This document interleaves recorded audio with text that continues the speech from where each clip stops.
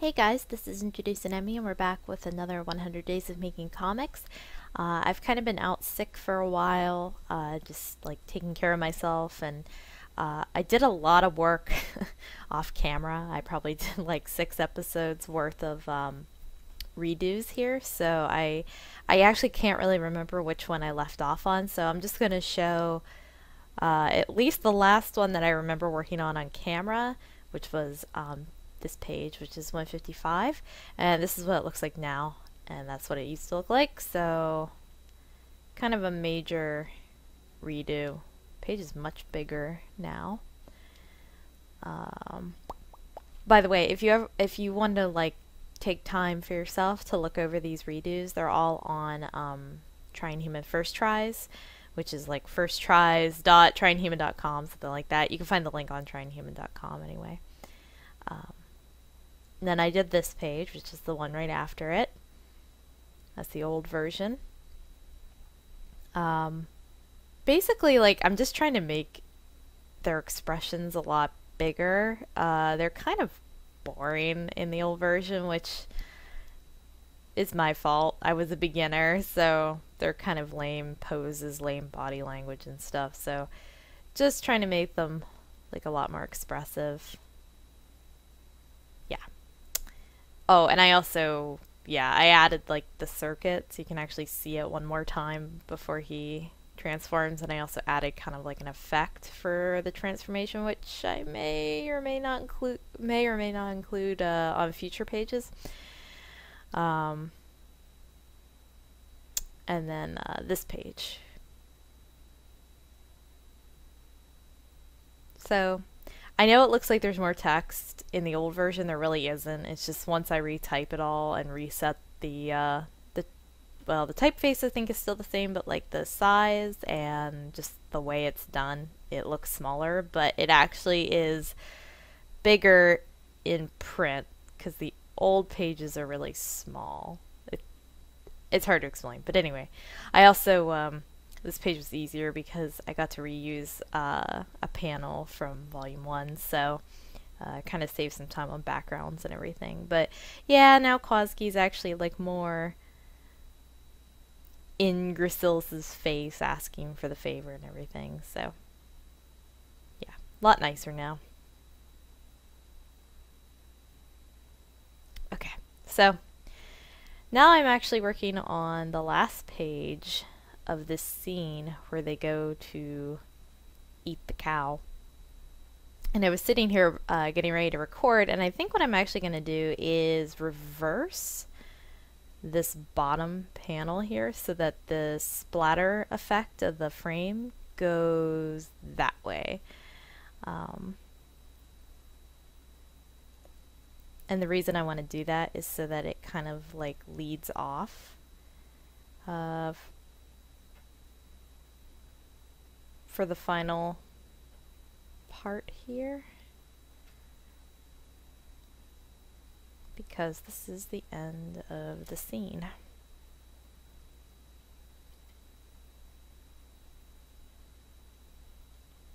I've been having some issues with my selection tools. I don't know what's okay. They're doing okay now. I must have hit a setting or something because they got really like messed up. They were, if anybody knows what this is, but once in a blue moon when I'm selecting something with the lasso tool, it will sometimes like delete my work as I select it, even though I'm not like deleting anything. I don't know why that happens. It just happens once in a while. So yeah, I was thinking like maybe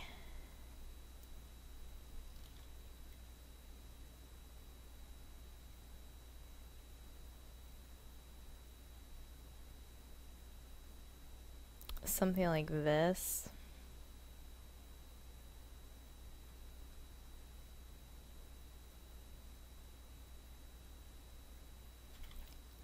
My only thing is I don't want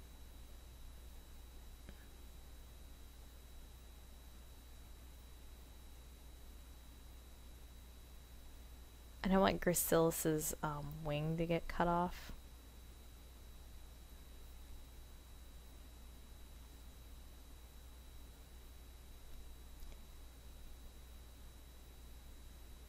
So maybe like that. Kind of looks a little Swiss cheesy, but we'll make it work.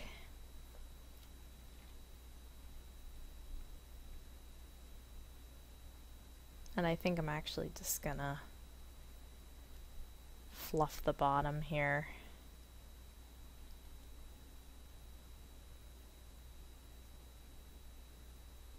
So it looks like chewed up all the way around, I guess.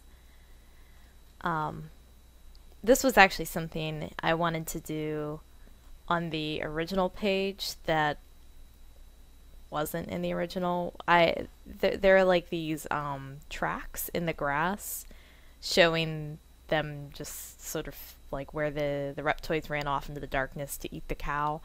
And I remember specifically that I wanted to draw their bodies or like their body parts sticking up out of the grass, like going towards the cow. And at the time I just didn't like know how to do it. And I also put myself on like ridiculous page crunches where I was like getting like 5 or 6 pages out a week. And so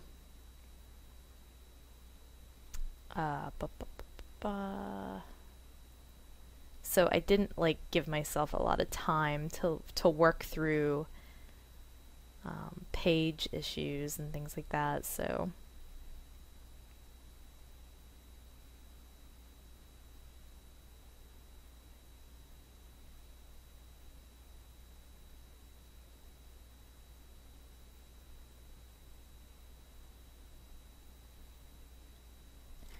as a result, some of my original ideas were a little lost.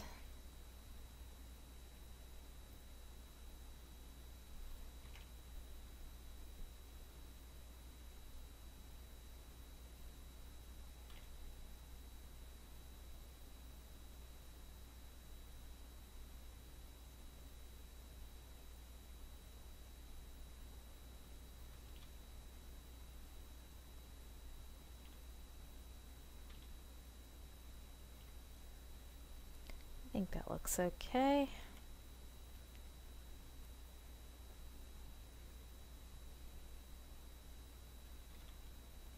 Oops. Probably don't want to use that eraser. So, like, I don't want to get to, like, TMI, or TMI, too much info, yeah. But I figure I at least, like, I kept saying to people, oh, I'm sick, and I wasn't, like, getting all online. And I wasn't, like, making it up. I was really sick, but I didn't want to, like, tell everybody, like, what was wrong with me and stuff. It was nothing serious, but it was sort of, like, agony while it was happening. Basically, I was diagnosed years ago with a medical issue that I need to get checked up on every year, pretty much, with like blood tests and ultrasounds and stuff. And I have a new doctor. Well, he's not new. I've had him for 3 years, but when we moved to this area and I brought all my medical paperwork to this area and to this doctor, and I was, showing him all this, and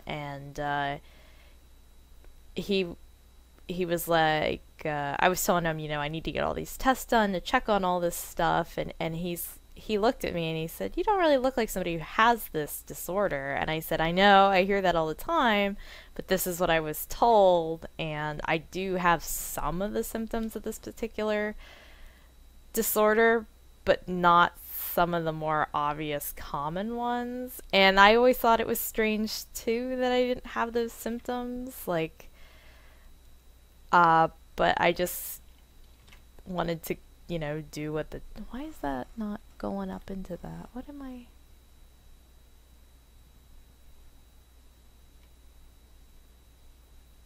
Oh, that is weird. Oh, that is super weird. I didn't realize that was just like all white under there. Oops. You could kind of see the old page underneath. Okay. Well, anyway, so like I went to my doctor and and he was like, well, let's like retest you. I want to see for myself that you have this issue and everything. So I was like, sure, if I don't have it, that would be nice. But that still leaves a lot of unanswered questions about some of these like weird symptoms I have.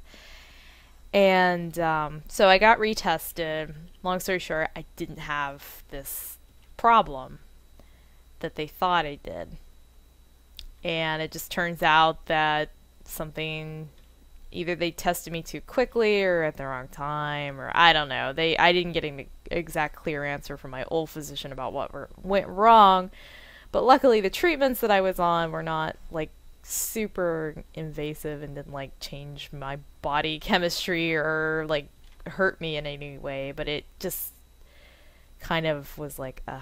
So I went through all this stuff for like a few years for nothing. Basically just like symptom relief and not really like curative relief, I guess, or like main issue relief, if that makes any sense. So so in the last like few weeks, the symptoms of this disorder have like, they still don't really know what's wrong with me, but they, have been keeping an eye on me, and the symptoms got really bad, out of nowhere, sometime in November, and I had started doing tests to try to get to the bottom of this, and they were like kind of putting me on some loosey-goosey medications and stuff to just try to like help with the symptoms. And I went home for Christmas, and they were still not okay. What's going on here? Oh, I've got these switched. They weren't getting any better, and by the time I came back in January, I had some really strange stuff going on, and with the holidays and everything, it was hard to get into the doctor, and I finally got in there, and they started doing more blood work on me, and this, if you've ever had to like get a lot of blood work done and stuff, it's the worst, like getting all that stuff scheduled, and a lot of times they can't do it in-house, you have to go to a diagnostic center, at least if you're in the United States. And anyway, so I'm bouncing around. I gave blood work like 3 times in 2 weeks, and I was getting ultrasounds done and stuff. Basically all the same stuff I was doing before. And then finally, I basically just had a breakdown. I was so depressed. I was up for like 2 or 3 days straight, just crying my little heart out. I was in tons of pain, and I was like, why can't they just figure out what this is? And I was super depressed, and finally they made an emergency appointment and did some more work on me, and they found out that I had an intestinal infection alongside of whatever else is going on. The intestinal infection had nothing to do with anything that they had been looking into. This was just like totally out of nowhere. And it was it had gotten bad because I thought that the pains I was feeling were related to whatever this other disorder is that they're looking into right now, which I don't want to give a lot of info about because I don't want people to be like armchair diagnosing me, I guess. But anyway, so it turned out I had this awful infection that had been going on for a while, and I just thought that those were symptoms of this other thing, and I feel stupid, but it's just like a coincidence, an awful coincidence. So I was in all this pain, I was sick to my stomach, they had to put me on antibiotics and these weird painkillers that you put like under your tongue. I've never taken a painkiller like that before. I've only taken painkillers like 2 times in my life, so I felt like, I don't know, that was weird for me. But yeah, so I was out for like, I don't know, like 2 weeks, just doing nothing really. I redid some pages, I like answered fan mail.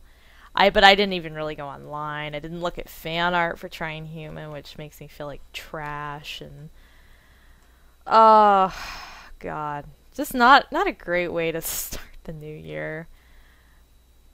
Oh, I forgot the other thing. Like when I was in all this pain and we didn't know what was going on with me. In just a few days, I dropped 5 pounds out of nowhere, and it was really noticeable. Like you could see it in my face and stuff, and that's why they rushed me into the doctor, was because we're like, I'm wasting away. Which was basically because my intestines were no longer absorbing nutrients from my body, and that'll happen. Luckily, the infection itself was not a big deal. It just got bad because I had let it go, which I didn't want to let it go. I didn't even know it was a thing. But, that's my fault.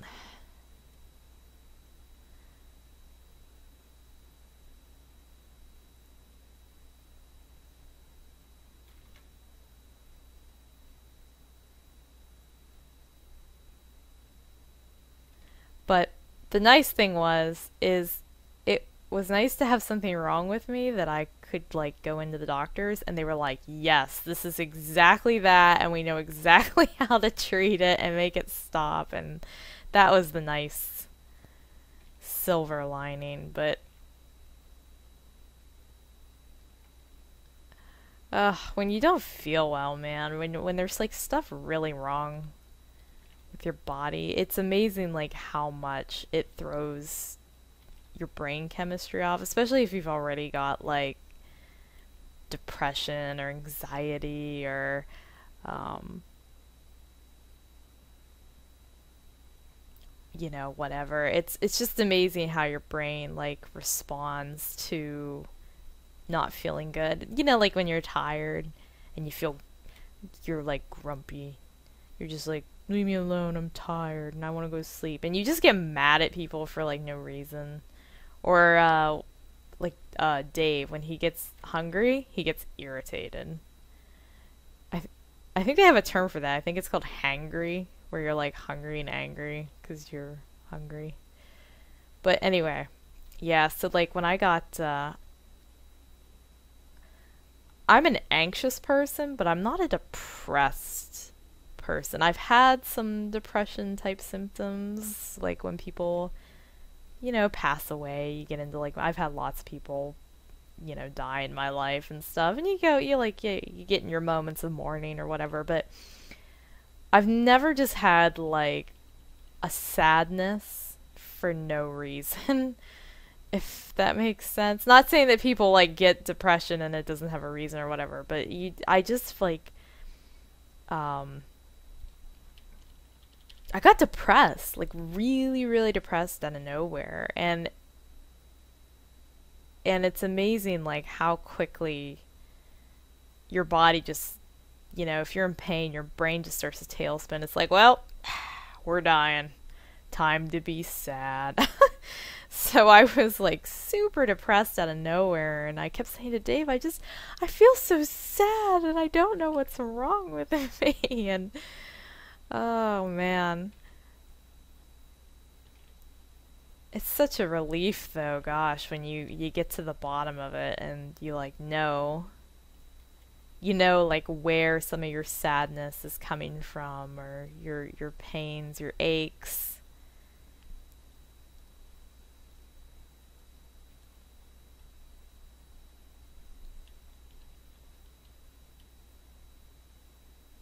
This is a very Simpsons mouth. I used to do this once on a blue moon where I'd put like a lip, like like the edge of the lip, like a contour there, but I don't do that anymore because it's like a very, I don't know, it doesn't look in my style. I'll do it sometimes if they're like really pursing their lips or something, but generally I don't do that anymore. Speaking of Simpsons, it's kind of cool. I guess this is actually becoming a lot more common in animation, but sometimes they'll make reference sheets of characters that you, or reference sheets for characters of like facial shapes and poses, like angles you are never allowed to show the character from. Like on The Simpsons, they are never allowed to show the characters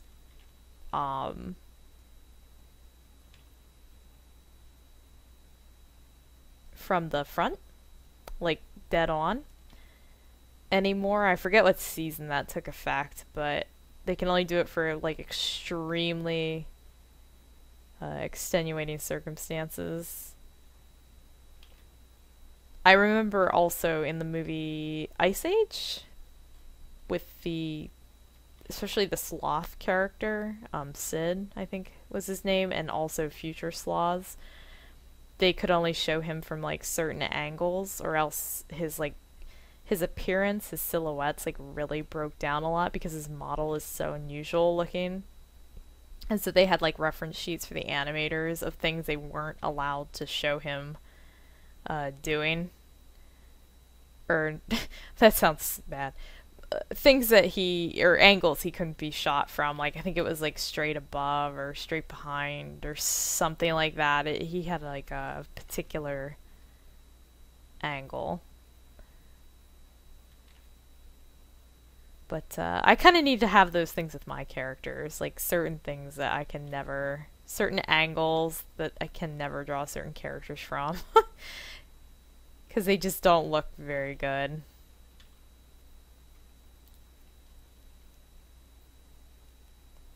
That's not to say you shouldn't like challenge yourself and try to get them into those angles just to see if you can and make it readable, but like after like the 10th time, if people can't tell, I guess, which character it is or what they're doing, then that's probably a bad thing. Also, I realize I'm kind of showing, I'm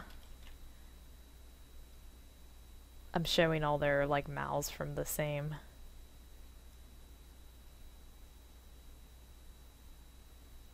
position, but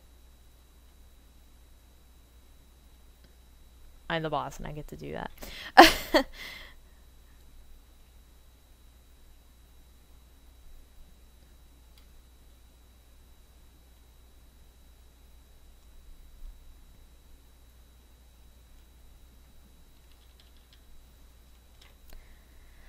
Oh, I always forget what Magnus's nose looks like.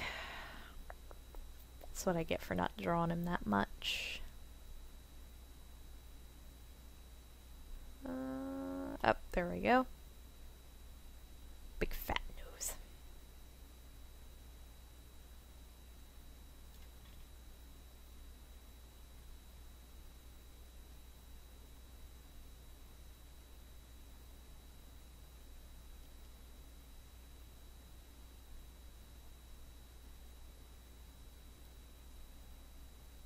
Oh, another thing, so in these last few redos that I've done, these are the first pages that you ever get to see Kwazki as a human, which is this top guy, and I haven't drawn him yet. But one thing I changed was I made his nose slightly more pointed. He's the only character that has that now, so I'm all pleased. I think like maybe my Nordics will get slightly pointier noses, but I've only actually drawn him human a handful of times in the comic. I think for how much I draw them human in like promotional art or like cheesecake art, you know, like that extra art book art kind of stuff, I very rarely draw them human in the comic. They're usually in their alien form. Except for Gracilis. Well, no, maybe not for Gracilis. Actually, she might spend a lot of her time in her alien form. I can't remember. But Kwazki, I know I've only shown him like maybe 3 times as a human. 3 scenes, I guess. Mostly during the scene where, spoilers, they have to get Mum, the alien, out of her apartment. Out of Rose's apartment. I think that's like the big scene where you see him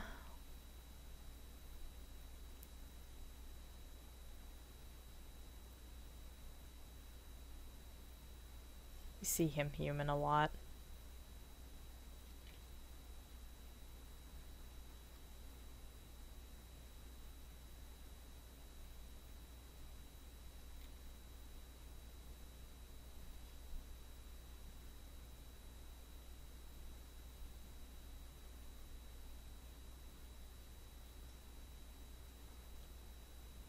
So I think as I go through and touch up stuff, I might maybe give him his pointy nose on some of the pages that he appears human on, which is where I was going with that whole big long spiel just now.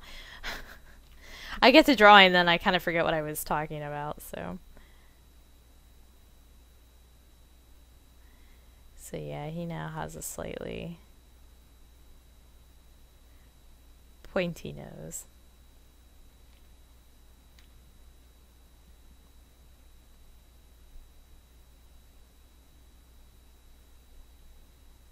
They're so happy to eat cow. I hate when animals die in stories. Like, it bugs me. I have a number of animals die in Trying Human. It makes me sad. I think there was a squirrel in one part that got away that Kwazki was hunting. So that's like one of the few animals that like gets out of Trying Human unscathed.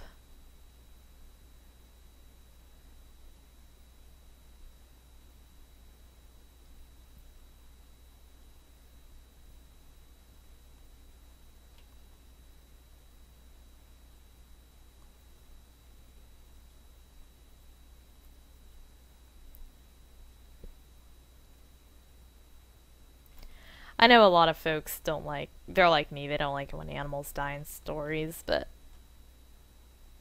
I don't like it if it's like needless. Like if it's just like, oh, let's torture the animal for, because we're edgy, you know? Like I don't like that kind of stuff.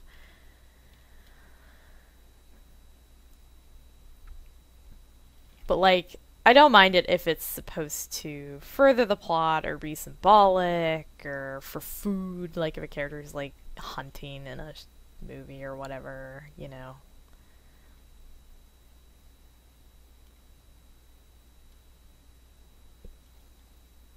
Like I'm not gonna give the kid in the hatchet like shit about him eating rabbits or whatever. Don't eat rabbits, just die. Okay. So I want to make sure their mouths are mostly in frame.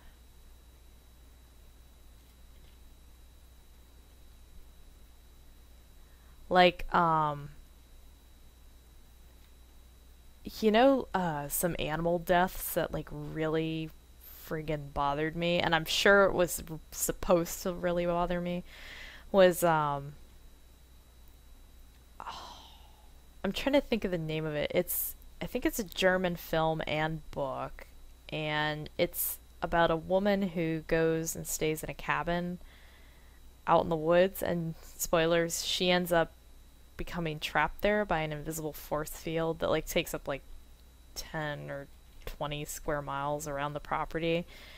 And out she could see through the barrier, and like everybody outside is just frozen, and it's never explained like what happened there, but she ends up having to like become very like survival oriented and blah blah blah blah blah.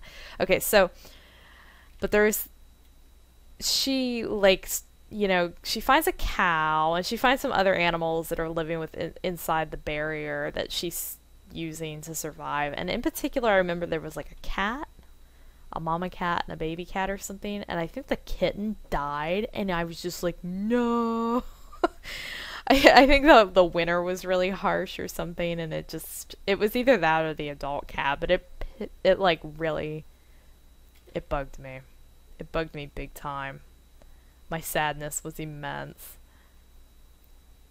But the story is kind of like symbolic of like either people or women in general like rejecting society, and some, I don't know, there's like, you could read it a bunch of different ways, but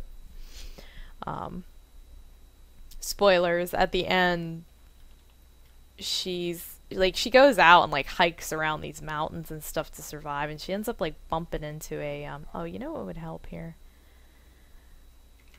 A dog not barking. That would be very helpful. I should draw the bottom of Magnus's hair thingies.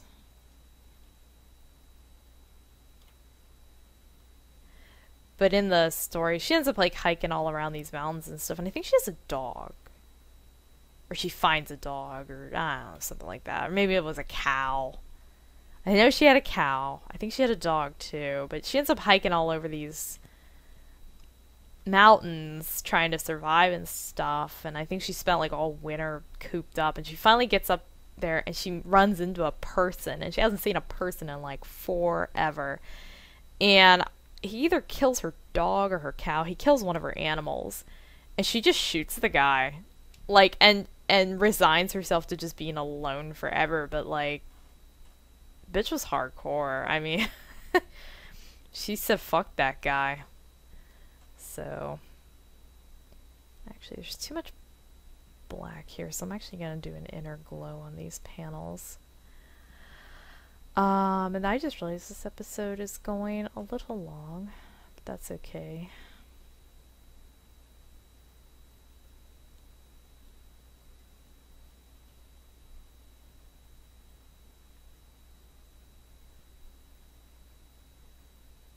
I just want to be able to see the edge. Okay, now to draw the cow. So here's the dealie. I'm not good at drawing cows. I was actually practicing before this episode. I cannot promise anything. This cow will be awfully drawn, I'm sure.